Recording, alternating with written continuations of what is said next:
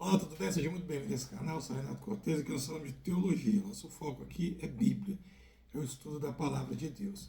Hoje é quinta-feira, então nós vamos continuar nosso estudo bíblico, nosso panorama bíblico, onde estou mostrando para você, estudando junto com você, todos os livros da Bíblia. Nós vamos começar de Gênesis e vamos ir até Apocalipse, tá? Hoje, então, já estamos na aula de número 5 do livro de Gênesis, onde nós vamos estudar o capítulo 10 e o capítulo 11, onde aborda as tabelas das nações e a Torre de Babel, tá certo? Então já se inscreva no canal, deixa o like para estar ajudando o vídeo e também compartilha com aquele seu amigo que você sabe que gosta de estudar a Bíblia também, tá bom? Então vamos lá? O texto base então, que nós vamos usar vai ser Gênesis capítulo 10 e capítulo 11. Então, depois do dilúvio, parecia que a humanidade teria um novo começo, unida sob um propósito comum, mas o orgulho humano gerou o quê? Uma confusão de línguas e um mosaico de nações. No capítulo 10 e 11 de Gênesis, estudamos a tabela das nações, que é o desdobrado das famílias de Sem, Cão e Jafé, e a Torre de Babel, onde Deus dispersa o povo. Nessa aula nós vamos entender como Deus valoriza a diversidade e como ele também pune o orgulho que tenta ultrapassar os seus limites, tá bom? Então, começando no capítulo 10, nós temos já no início do capítulo, deixa eu abrir aqui, capítulo 10, no início do capítulo você vai ter, de Gênesis 10, 1 ao 5, já a linhagem de Sem. Então, vamos ler aqui, o capítulo 1, tá assim, ó. Este é o registro da descendência de Sem, Cão e Jafé, filhos de Noé, os filhos deles, que deles nasceram depois do dilúvio. Então, começa a mostrar aqui como que a humanidade foi se dispersando, né? Então você tem ali a região do Ararat, que não é uma montanha, é uma cordilheira, né, um conjunto de montanhas, e a arca pousou em algum canto ali do Ararat, e eles desceram do Ararat e foram para a região da Mesopotâmia, que é a região chamada Entre Rios. Naquela região, eles começaram a se desenvolver, tá? Então, o mundo ele era já extenso, povoado, teve aquelas complicações que nós já estudamos, ou melhor, nós vamos ver aqui.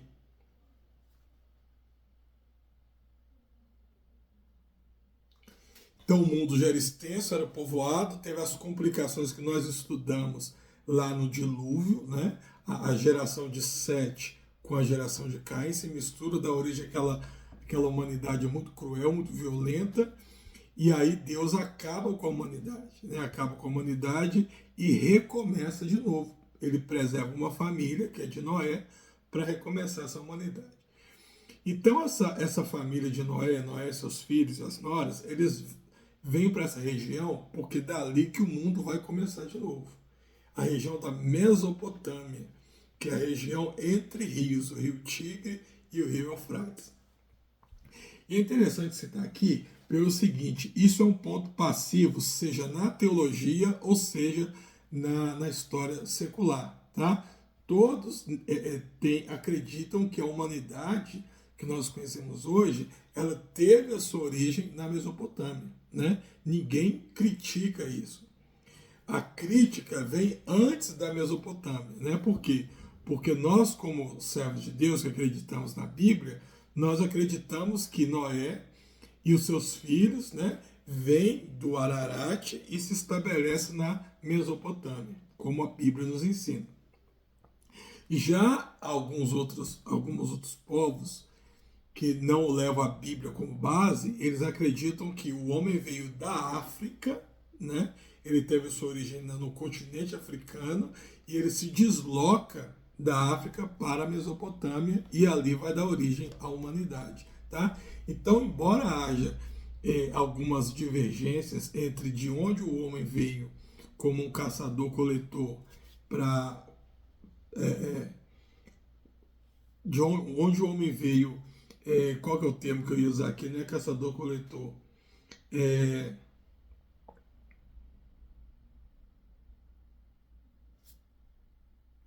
então, embora as discordâncias, né, o fato é que ninguém duvida, ninguém critica que o homem deixou de ser um caçador-coletor para ser sedentário, que a gente usa essa expressão, na região da Mesopotâmia, né? Na região da Mesopotâmia. Ou seja, caçador-coletor era o quê? O homem era nômade na terra, né? E na Mesopotâmia, ou seja, na região entre rios, é que o mundo novo, depois de Lugo, vai começar. Tá certo? Bom, então você tem no capítulo 10, a partir do versículo 1, as gerações de Sem, aqui, ó, versículo 2. Estes foram os filhos de Jafé, melhor, a geração de Jafé. Gomer, Magog, Madai, Javã, Tubal, Meseque e Tiras. E começa a falar dos filhos de cada um aqui, né, vai traçando uma rota, e no final aqui, versículo 5 diz assim, ó, deles procedem os povos marítimos, os quais se separaram em territórios conforme a sua língua, cada um segundo as suas nações. E aqui nós temos duas informações importantes. A primeira informação que eu tenho importante aqui é que os povos do mar, os povos marítimos, vieram desse povo, né, da geração de Jafé. E um desses povos aqui são os povos gregos, né?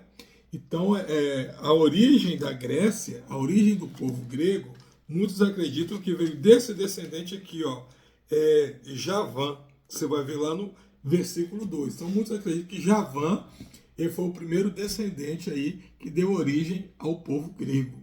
A outra informação importante aqui, no versículo 5, é que diz assim, ó, deles procede os povos marítimos, os quais se separaram em seu território conforme a sua língua, cada um segundo os seus clãs. E as pessoas questionam isso aqui, por quê?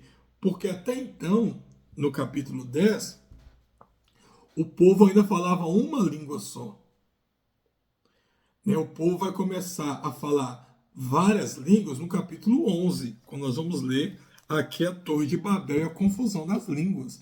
Então, por que se no capítulo 11, que vai haver uma separação, a divisão de línguas, no capítulo 10 está me falando aqui que esse povo eles foram separados segundo a sua língua, né? E a explicação aqui é muito simples.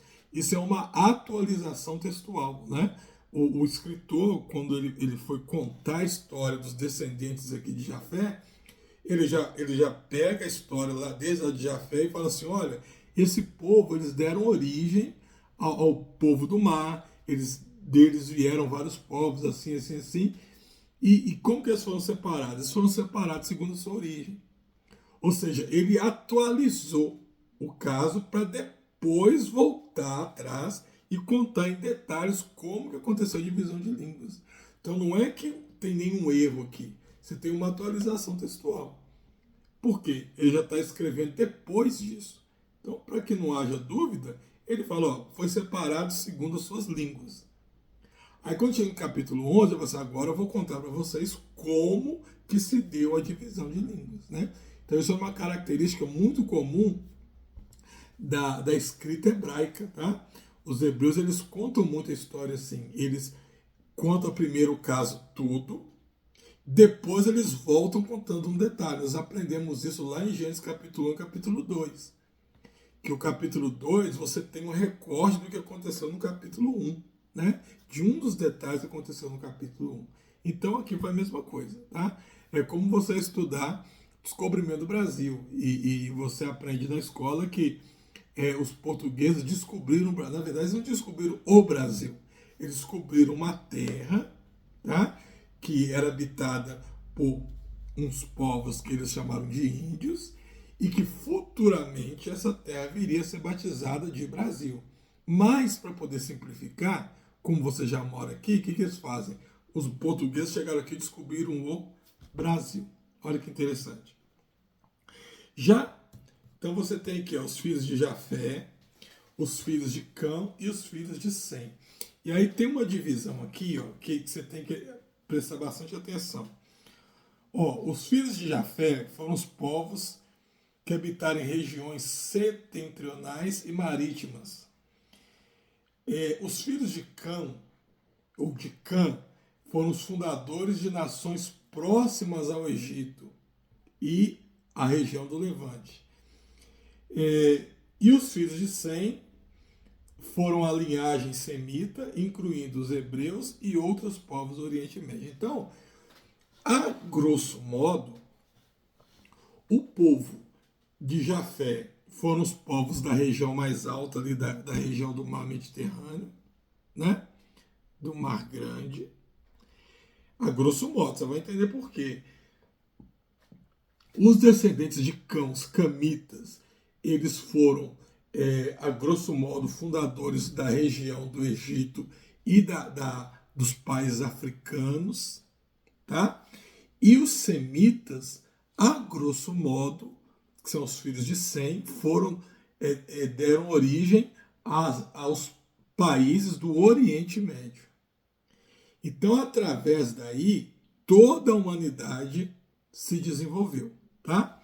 Só que eu falo a grosso modo porque quando você pega a tabela, não houve uma divisão certinha.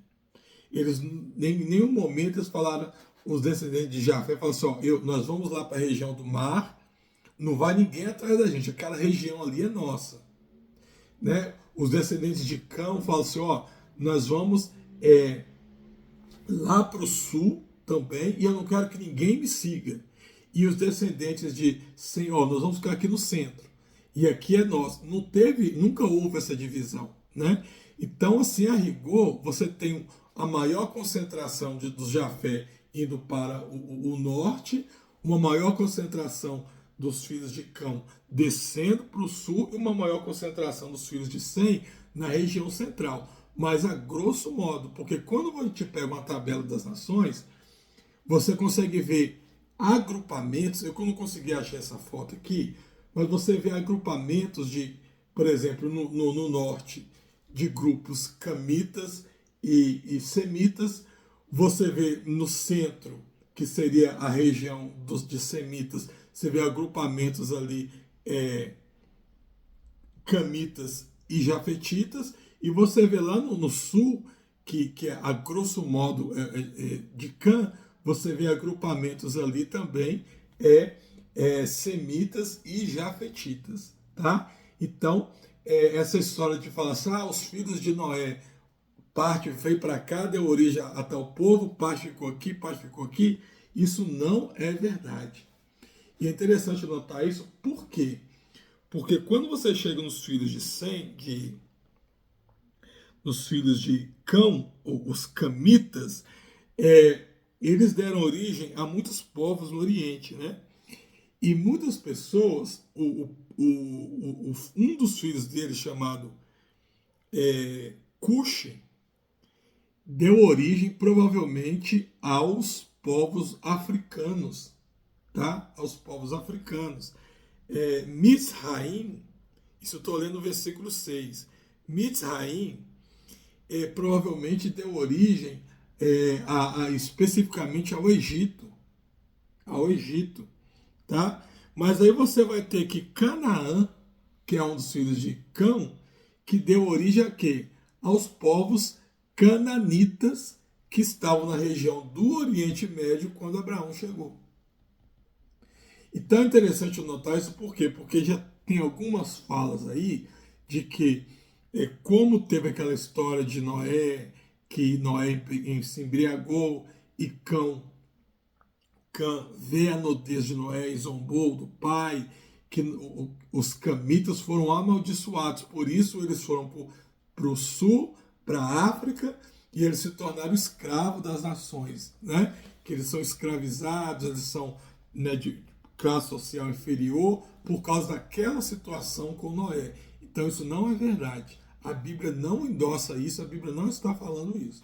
Tanto é que eu mostrei para você aqui, ó. Canaã foi um dos filhos de Cã e deu origem à região que mais à frente Abraão iria comprar, que é a região que hoje é a região de Israel. Tá certo? Então é interessante a gente saber disso aqui. E qual que é o propósito dessa genealogia? Então o propósito dessa genealogia aqui é simples, é mostrar que toda a humanidade ela veio de Noé, reafirmando a unidade essencial. Explicar a distribuição étnica e linguística do mundo antigo e preparar o leitor para o foco em Sem através de quem virá Abraão. Então, essas genealogias, o foco eram esses 3 pontos. Primeiro, mostrar que toda a humanidade descende de Noé. Mas não é de Abraão, de Adão? Sim, toda a humanidade descende de Adão. Só que Adão, ele gerou filhos e o último descendente vivo de Adão, ou os últimos, foi Noé e a sua família. Concorda? Então Noé e a sua família automaticamente era descendente de Adão. Mas foram os únicos remanescentes pré-diluvianos, porque após o dilúvio toda a humanidade pereceu. Então o propósito aqui da genealogia é mostrar que através dos filhos de Noé, toda a humanidade que nós conhecemos hoje teve início, teve a origem da humanidade está através dos 3 filhos de Noé, Sem, Cã e Jafé. Tá? Depois eu explicar a distribuição étnica e linguística do mundo, que nós vamos ver mais detalhado na Torre de Babel, mas também preparar o leitor para o foco em Sem, porque daqui a pouco vai acontecer o funilamento, né? A gente vai falar um pouco mais disso quando chegar. Alguns nomes importantes vão aparecer nessa genealogia também, e o destaque aqui vai para Nimrod. Então quando você lê aqui a genealogia de Cã, a partir do versículo 6, vai estar assim, versículo 6, versículo 6, estes foram os filhos de Cã, Cush, Mizraim, Put e Canaã. Estes foram os filhos de Cush, Seba, Vilá, Sabitá, Ramá, Sabtecá. Estes foram os filhos de Ramá, Seba e Dedã. Cush gerou também Nimrod, o primeiro homem poderoso na terra. Então, Nimrod, ele é um nome muito famoso na cultura, na história. Muitas pessoas acreditam que o próprio Nimrod ele apareça em outras histórias do mundo antigo, porém com outro nome, tá? Com outro nome que não diferente do nome que está aqui na Bíblia. Tamanha a importância que Nimrod tinha como sendo o primeiro caçador. O texto diz que Nimrod ele vai fundar também a cidade de Babel, exatamente na região aí Mesopotâmia, e ele também que seria a cidade de Babilônia, futuramente. E provavelmente foi ele que fez a Torre de Babel, tá? Muito provavelmente ele que fez a Torre de Babel. Chamado de Paz das Nações, ilustrando como Deus controla e dirige toda a história. Muito bem, então nós passamos agora para o capítulo 11. O capítulo 11 nós vamos falar sobre a Torre de Babel, né, sobre o que acontece ali. Então, o primeiro passo aqui, que é o do versículo 1 ao 4, você tem o projeto da Torre de Babel. Então veja aqui, no mundo todo havia apenas uma língua, um só modo de falar. Ou seja, lembra que eu te falei? Capítulo 10 mostrou como se distribuiu as nações. Aí agora no capítulo 11, ele já contou como distribuiu as nações.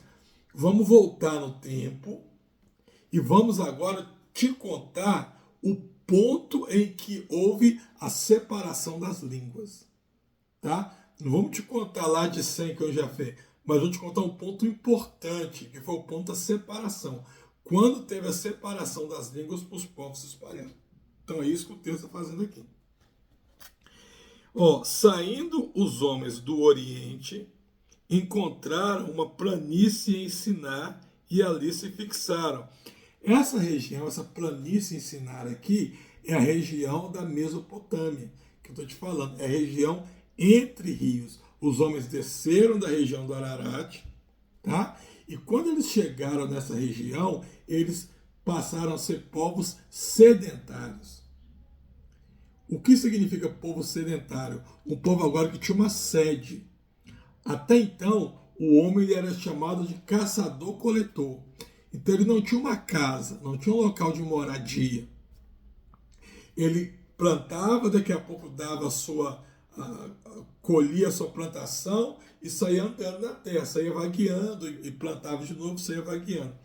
Quando eles chegam nessa região, o que acontece? Eles descobrem que ali era um bom lugar para se habitar, para se morar. Por quê? Porque você tinha um rio cruzando de um lado, você tinha um rio cruzando do outro, então aquela terra ela era muito fértil. Então a terra do Oriente Médio, até onde começou as histórias bíblicas, é uma terra muito árida, muito seca, grande parte é deserto. Então, de repente, eles chegam numa terra que essa terra tinha água, tinha uma condição favorável. Então, ali eles vão se estabelecer, tá? E eles vão se fixarem. O fixar aqui é o quê? É fazer moradia. Então, nesse momento, eles deixam de ser caçador-coletor, ou seja, o povo nômade, para serem o quê? Povos sedentários. Eles vão habitar, vão morar nessa terra. Esses povos são chamados de sumerianos. Sumerianos. Nessa região da Suméria, que é essa região entre rios, né, você vai ver muito essa palavrinha, eles vão dar origem aqui a muitas coisas que nós fazemos hoje. Muitas coisas tiveram sua origem aqui. Então, os sumerianos, ou seja, o povo que habitou nessa terra, os sumerianos, eles inventaram aqui a roda. Então, com a invenção da roda, teve-se origem a agricultura, por exemplo, porque com a roda você poderia construir um carrinho e você poderia puxar uma coisa de um lado para o outro. Com uma roda você poderia construir o transporte, né, onde você poderia colocar num animal, poder empurrar alguma coisa. Com a roda você poderia construir algum transporte que carregasse alguém, como charretes, por exemplo, né? Então aqui foi descoberto a roda, aqui foi descoberto a agricultura, tá? A agricultura foi feito aqui. Eles fizeram aqui valas, né? Então imagine aqui, ó, passando um rio aqui em cima. Aqui essa região era tudo deserto. Então eles faziam valas na terra aqui, ó, caminhos na terra, e esses caminhos aqui passava água. A água escorria, saía do rio e escorria por entre a terra. Fazendo isso, o que eles inventaram? A agricultura. Então agora o homem que antes caçador-coletor só comia animal, só comia aquele bicho que ele matava, né? Então, ou então um vegetal cru. Agora, com o desenvolvimento da agricultura, o homem agora poderia cozinhar alguma coisa. Ele poderia pegar um animal e cozinhar. O gosto era diferente. Ele poderia pegar uma planta, né, seja um legume, seja uma coisa, e cozinhar aquele legume em água. Então a agricultura, ela nasceu aqui e é algo que nós utilizamos até hoje. E são várias invenções que os sumérios fizeram. Talvez depois eu possa fazer um vídeo para você contando só sobre o que os sumérios inventaram, as grandes invenções dos sumérios que nós utilizamos até hoje, tá? Então aqui o pessoal desenvolveu todas essas coisas. Então a Terra, nesse momento, ela tinha somente uma língua e ela tinha somente um discurso. E aí eles decidem construir uma cidade e uma torre cujo topo alcançasse os céus, visando fazer nomes para si e evitar dispersão, né? Versículo 3 aqui, ó. Olha que interessante o versículo 3. Ó. Disseram uns aos outros: vamos fazer tijolos, vamos queimá-los, porque já tinha descoberto vários benefícios, né? Vamos queimá-los. Usavam tijolos em lugar de pedras, piche em vez de argamassa. E depois disseram: vamos construir uma cidade com uma torre que alcance os céus. Assim, o nosso nome será famoso e não seremos espalhados pela face da terra. Então, você vê aqui um segundo momento em que a humanidade ela passa de novo pela questão do dilúvio. Porque no dilúvio o homem chegou a uma desobediência tão grande que Deus ele vai interferir e ele vai destruir a terra com água. E a orientação de Deus para Adão e Eva era o quê? Crescer e multiplicar, encher a terra, cuidar da terra. E a preocupação desses povos aqui não era multiplicar, não era encher a terra, mas era conseguir glória e fama para si. Então eles querendo ter uma posição de glória, de fama, e ao mesmo tempo ignorando a palavra de Deus, eles decidem o quê? Fazer uma torre que pudesse alcançar os céus. E com isso eles seriam famosos e eles não se espalhariam na terra. Então você vê aqui o orgulho humano. Em vez de eles povoar a terra como Deus orientou, eles buscavam segurança em si mesmos. Tem aqui uma tentativa de autossalvação, né? E tem uma tentativa de glória própria. Você vê aqui o homem sempre querendo dar um jeitinho. O homem aqui, naquele intuito de querer ser autossuficiente. Olha que isso já principia de lá, né? De achar que ele não depende de Deus. Ou que Deus é lembrado nos momentos de dificuldade, mas quando eu estou bem eu não preciso de Deus, eu preciso lembrar de Deus. Então o orgulho humano fez com que o homem começasse de novo a cavar sua própria cova. E aí no versículo 5 até o 9, você vai ver o quê? A intervenção de Deus. Deus então, ele desce para ver a obra. Você tem aqui a expressão de proximidade e de cuidado. Deus confunde a língua, tornando impossível a comunicação. Ele dispõe o povo em várias regiões, cumprindo o mandato original. Então, olha que interessante aqui. Eu percebo algumas coisas aqui. Primeiro ponto, nós já vamos falar sobre essa Torre de Babel. O primeiro ponto que vai acontecer aqui, o homem, ele nunca vai se igualar a Deus. Só que Deus, ele dá o que, a grosso modo, a paciência de Deus não é a nossa. E às vezes, por a paciência de Deus ser diferente da nossa, dá a impressão de que Deus está alheio a certas coisas, né? Só que, aí vem o segundo ponto, Deus ele não está alheio por que está acontecendo. E aí você vê a intervenção divina na humanidade. Por quê? Porque Deus ele dá o livre-arbítrio para o homem. O homem ele tem total liberdade de andar, de tomar suas decisões, fazer o que ele quer. Porém, Deus já escreveu, Deus já traçou um plano para o homem. E quando Deus vê que aquela atitude que o homem está tomando vai interferir no plano futuro de Deus, Deus ele vai lá e intervém na história. Certo? É assim que Deus faz.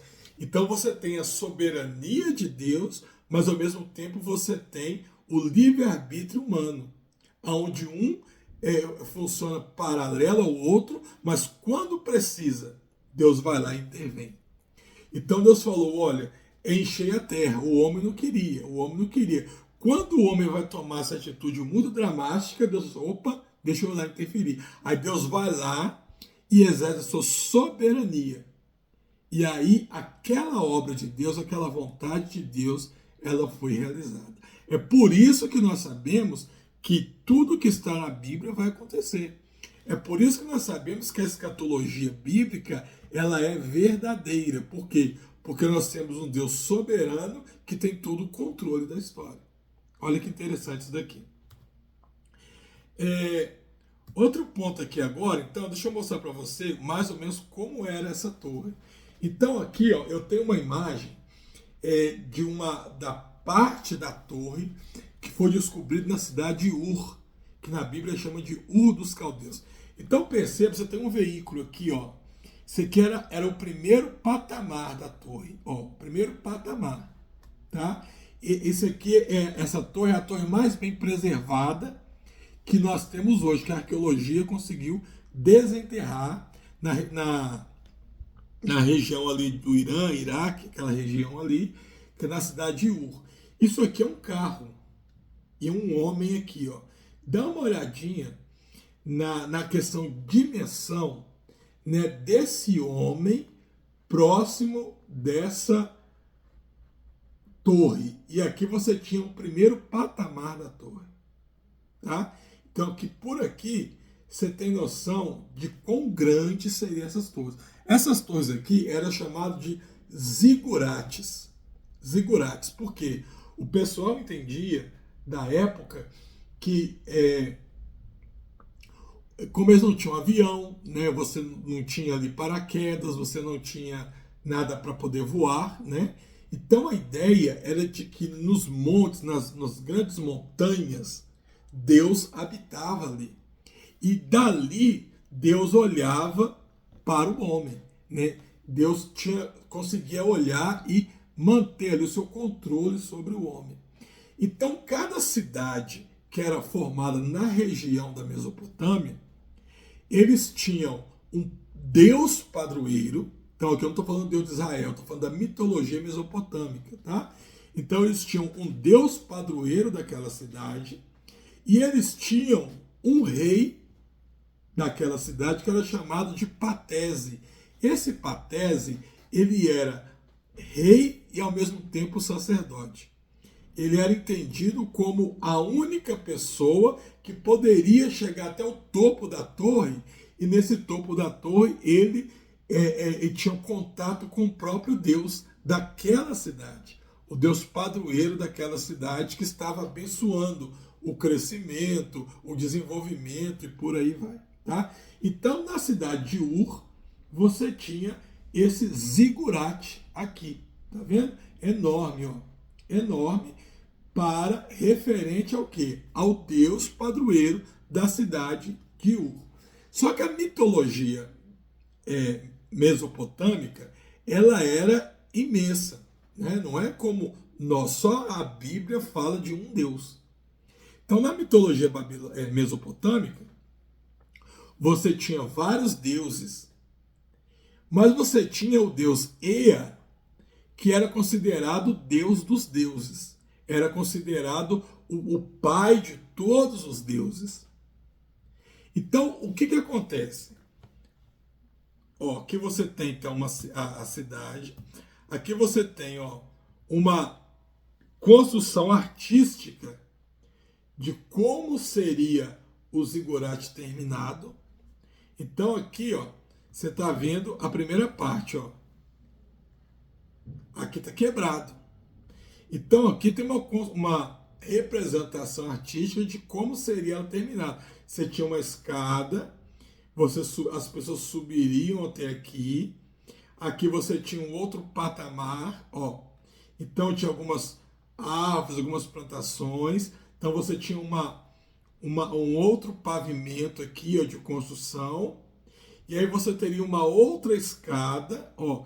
E aí na outra escada você tinha outras plantações, outro pavimento aqui, e seguindo a escada você chegava no topo, aonde tecnicamente o Deus padroeiro daquela cidade desceria, tá certo? O Deus desceria aqui. E a única pessoa que poderia subir até aqui seria o Patese. Quem era o Patese? Era o rei da cidade, que ele era considerado rei e sacerdote. Aqui você tem uma ideia, uma representação artística da cidade de Babilônia, tá?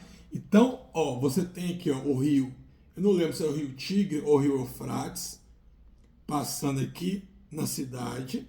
Ele passava ao lado da cidade de Babilônia aqui. Você tinha toda essa planície e lá na ponta ia cruzar o outro rio, certo? Então, o que acontece? Na cidade de Babilônia, você teria aqui o palácio do rei, você teria o campo de Dura aqui, e aqui ó, você teria o zigurate da Babilônia. O zigurate da Babilônia. Esse zigurate aqui da Babilônia, muitas pessoas acreditam que esse aqui seria a Torre de Babel. Tá? Então isso aqui é uma representação artística, porque a Bíblia fala que a Torre de Babel não foi construída. Mas espera lá, irmão. O texto mostra aqui a torre como sendo algo único. Não é isso? É que ó, algo que vai até os céus. Qual que foi a estratégia para construir tão grande? Então a ideia que se acredita é que a Torre de Babel ela seria um zigurate muito maior do que os outros zigurates da região. Então você tem essa imagem aqui, ó, do zigurate de Ur, ó, que já é imenso. Então o zigurate de Babel, que era a Torre de Babel, seria muito maior do que essa. Então, pela foto aqui, você consegue ter uma noção do tamanho que era um zigurate normal. Imagine um zigurate muito maior do que esse. Aonde não chegaria isso daqui? E qual que seria a estratégia para Nimrod fazer um zigurate desse tamanho? Então a estratégia era muito simples. Lembra que eu falei que cada cidade tinha um deus padroeiro? E o zigurate era construído ali em homenagem àquele deus patrono? Tá. Então, quando Nimrod ele vai fazer um zigurate aqui, a ideia dele não foi fazer um zigurate para nenhum deus patrono da cidade. Porque nessa época, quando a cidade vira Babilônia, então o deus daqui, ó, o deus padroeiro de Babilônia vai ser Marduk. Marduk. Só que antes da Babilônia, né, aqui chamando Babel, a ideia de Nimrod era ser o grande conquistador. A ideia de Nimrod foi a primeira ideia de imperador que existiu. Então, o propósito dele foi o quê? Ó, eu vou construir um zigurate, mas não para um deus patrono, mas para o próprio deus Ea, né? Para o próprio deus Ea. Ele construindo para o próprio deus Ea, todas as cidades que tinham patronos, tinham deuses patronos, esses deuses, tecnicamente, seriam filhos ou descendentes de Ea. Então, todas aquelas cidades da região se viam obrigadas, ou se veriam obrigadas, a ir até Babel ou Babilônia, né? E ali prestar adoração, entregar tributos, tá? Por quê? Porque eles não estavam abandonando o Deus da cidade. Eles estavam simplesmente fazendo uma reverência ao Deus dos deuses, ao Deus maior. Percebeu a expressão? Então é isso que vai acontecer. Então Nimrod ele tem essa ideia grandiosa de construir a Torre de Babel aqui, que tecnicamente seria a Torre das Torres, para o Deus dos deuses. É quando chega o momento que Deus ele desce aqui e ele vai destruir essa torre. E na hora que como que ele destrói? Causando uma divisão de línguas. Causando uma divisão. Provavelmente, aqui no campo, nesse campo chamado Campo de Dura, Nabucodonosor, quando que vem a ser Babilônia, foi nessa região que ele vai erguer aquela estátua que lá em Daniel fala. Muitos acreditam que a estátua de Nabucodonosor teria sido do próprio rei, mas uma grande parte das pessoas, os teólogos e arqueólogos, acreditam que Nabucodonosor, na verdade, levantou uma estátua aqui para o deus Marduk. Para o deus Marduk, tá? Tá, e outro detalhe. Será que ali Deus fez todas as línguas? E não foi isso, tá? Quando a Bíblia fala aqui que Deus separou, e Deus separou por línguas o povo para que houvesse confusão. Nesse momento aqui, Deus ele não cria todas as línguas que nós conhecemos. O que Deus vai fazer aqui nesse momento é criar o tronco linguístico, tá? As línguas primeiras que existiram. Os troncos linguísticos foram colocados por Deus nesse momento. Porém, ao passar dos anos, esses troncos linguísticos eles foram dando origens a mais línguas, tá, que nós conhecemos hoje. Então isso é muito comum de acontecer. Então se você pegar um estudo sobre os troncos linguísticos, eu também posso trazer aqui para o canal, a gente consegue ver que existia anteriormente poucas línguas, mas como se fossem línguas mães, línguas matriz, que daquelas línguas foram desenvolvendo outras línguas parecidas com ela. Então, por exemplo, do saxão, se eu não me engano, do saxão veio o inglês. Tá? E do inglês, você tem aí vários tipos de inglês. Você tem o inglês da Inglaterra, você vai ter o inglês dos Estados Unidos, que são muito diferentes. Uma das línguas mãe, por exemplo, é o latim. Do latim, você tem aí um desdobrar de várias línguas, como o italiano, o espanhol e várias outras, incluindo elas o português. Do latim, que seria uma língua mãe, o desdobramento do latim, do tronco linguístico do latim, mais longe do latim seria o nosso português. O português, ele dos desdobramentos do latim, ele é o mais longe, é o que está mais distante, mas ainda assim ele tem como língua mãe, como tronco linguístico, o português. Só que mesmo quando você olha o português, ele teve vários desdobramentos. Então você tem o português de Portugal como sendo o português principal, porém, quando você analisa hoje, tem vários países, né? Eu vou chutar aqui, se eu não me engano é 7, mas eu não tenho muita certeza se é isso não. Mas você tem vários países que falam a língua portuguesa. Mas em cada país que fala a língua portuguesa, você percebe ali um uso diferente da palavra. Né? Então, por exemplo, o português de Brasil é diferente do português de Portugal.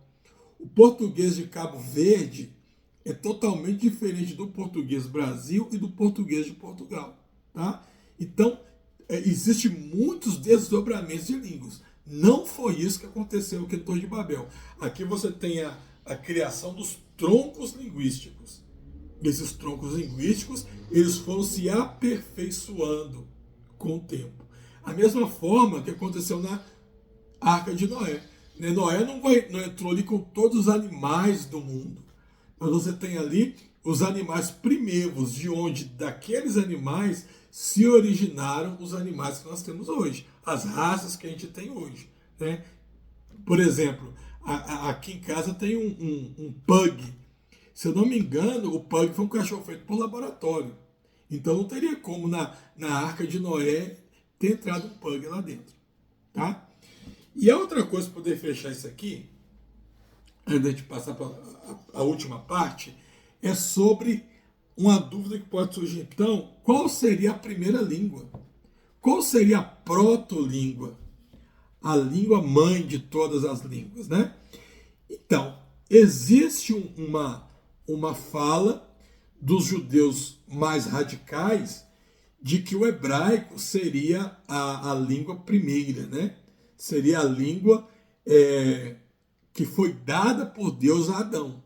Então, alguns judeus mais radicais, tradicionais não, mais radicais, eles trazem por tradições orais, por contos orais, de que o hebraico ele foi dado por Deus direto para Adão, e que Adão já falava hebraico. Só que a Bíblia não nos fala nada disso, e quando você faz um estudo para poder analisar o hebraico, para ver as raízes do hebraico, o máximo que você vai chegar é em Abraão. E se você esticar muito, né? Se você tentar esticar muito, você vai chegar até Éber. Até Éber. Mas é o máximo que a gente vai. a gente não vai conseguir passar. Alguns dizem que Éber, por ser o descendente dos hebreus, o original, que deu origem aos hebreus, então a língua hebraica vem de Éber. Éber, hebraica. Então a língua hebraica teria vindo de Éber. A maioria hoje, o maior consenso hoje é que o hebraico ele veio de Abraão, né? O hebraico, Abraão, ele nasceu na cidade de Ur, que é a cidade que eu mostrei a foto para você, e de Ur ele vai para a cidade de Harã, lá onde hoje é o Irã, Iraque, ali naquela região, e de Harã ele desce para Canaã. Ele era um vendedor, mas muito rico, com muito dinheiro, muitos bens, e quando ele desce para a região de Canaã, alguns acreditam que ele usava um dialeto para poder comunicar com Sara no meio daquele povo. Então, quando ele queria comunicar alguma coisa com Sara, né, que não fosse entendível pelo o pessoal daquela região, Abraão então usava um dialeto. E esse dialeto ele seria uma mistura de uma língua sumeriana, né, da região que ele tinha vindo, lá de Ur, mas com muitas mudanças para que ninguém percebesse o que ele estava falando.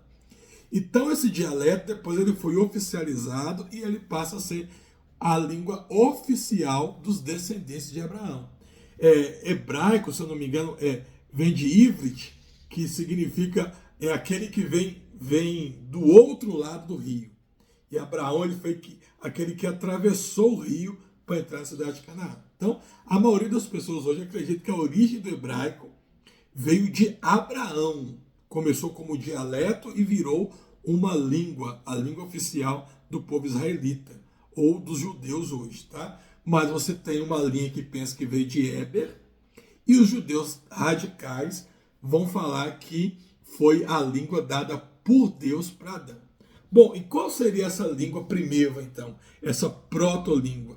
E a grande verdade é que a Bíblia não fala, e não tem, até então, a última vez que eu estudei sobre, não tem nada sobre essa língua. Não tem nada. Temos algumas línguas hoje antigas que já foram descobertas, que ainda não se tem tradução, tá? Não sabe ler. O hebraíta, por exemplo, já tem um tempo que eu não leio sobre o assunto, mas a língua de Hebra, acho que é hebraíta que fala, se eu não me engano, é uma língua que ainda não foi traduzida, ainda não se tem uma tradução total dela. Mas, mesmo assim, não teria sido uma língua originária. Então, o grande fato é que nós não sabemos qual foi essa primeira língua, qual língua Adão falava, e a Bíblia não nos mostra nada sobre essa língua primitiva, tá? Que veio aí antes da Torre de Babel. Bom, e já caminhando para o final aqui, você vê agora no capítulo 11, a partir do versículo 10, o funil. Então, até o versículo 9, a Gênesis vai contar o quê? Toda a história da humanidade. Como Deus criou o homem, criou a mulher, o mundo. Depois vai contar como que Deus destruiu aquele primeiro mundo no dilúvio. E a partir daí houveram os continentes. Né? Como esses povos deu origem a todos os povos que nós conhecemos. Agora a Bíblia já falou isso, já contou como houve a divisão de línguas, já falou tudo isso. Agora o foco da Bíblia vai voltar para uma nação, que é a nação de Israel. Agora o foco da Bíblia é contar a história de Israel. Por quê? Porque seria através de Israel que Jesus viria ao mundo lá no Novo Testamento. Tá? Então a Bíblia agora vai funilar. Lembra que o funil ele vai ter essa coisa. Então, a primeira parte do funil, essa parte mais larga, veio até Gênesis capítulo 11, versículo 9. Chega no versículo 10, você tem aqui uma sequência de nomes para mostrar que através de Sem nasceu Abraão. E Abraão foi o pai da nação de Israel. Tá? Não só da nação de Israel, mas também dos povos árabes. Os povos árabes também nasceram de Abraão. Então, a lista prepara o leitor para a promessa abraâmica que nós vamos estudar com mais detalhes na próxima aula. Ela mostra a fidelidade de Deus em cumprir os seus planos ao longo das gerações. Por quê? Lembra de Gênesis 3,15, que eu falei para vocês que era o proto-evangelho? Lá, Deus fala com o diabo que alguém nascido da mulher o venceria. Esse alguém nascido da mulher, que seria Jesus, ele viria de uma família. E com essa família, a família, com essa descendente, com essa nação, melhor dizendo, era a nação de Israel. Então a Bíblia aqui está mostrando que Deus é fiel em cumprir tudo aquilo que ele promete. E os temas centrais que nós aprendemos nessa aula aqui? Bom, unidade e diversidade humana, né? Todos descendem de Noé, nós aprendemos isso. Aprendemos que sobre o perigo do orgulho e da autossuficiência, quando o homem acha que não depende de ninguém, não depende de Deus. Aprendemos sobre a soberania de Deus na história, né? E, por último, a transição do período universal da história para o período particular, falando de uma nação e do agir de Deus sobre essa nação, tá? Bom, essa foi a aula de hoje, espero que você tenha gostado, tenha aprendido bastante, e na próxima quinta-feira nós já vamos vir para a lição de número 6, onde nós vamos estudar o chamado de Abraão, tá? Então, nessa lição, nós vamos abranger os capítulos 12 até o capítulo 15, que são também partes importantíssimas para qualquer estudo sobre o livro de Gênesis, tá? Deus te abençoe, fique com Deus e até lá.